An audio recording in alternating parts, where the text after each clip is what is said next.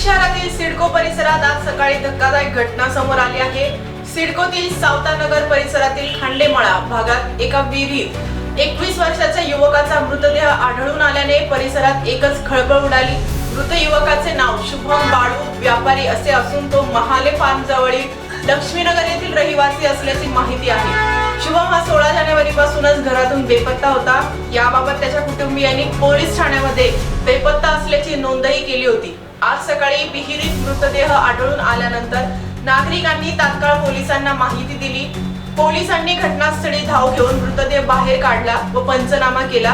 मृत्यूचे कारण नेमके अद्यापही स्पष्ट झाले नसून पोलीस अधिक तपास करत आहेत। निकाल लागला त्याची बाजू आम्ही नाही शोधलं त्याला। निकाल परवा लागेल ना? त्या दिवशी सकाळी 9:30 वाजता गेला तो सकाळी घराच्या बाहेर। म्हटलं येईन त्याला एक तर जेवण बी नाही करत होतो। म्हटलं येईन आलाच नाही, आम्ही नाही शोधलं तर तक्रार बिक्रार नाही केली?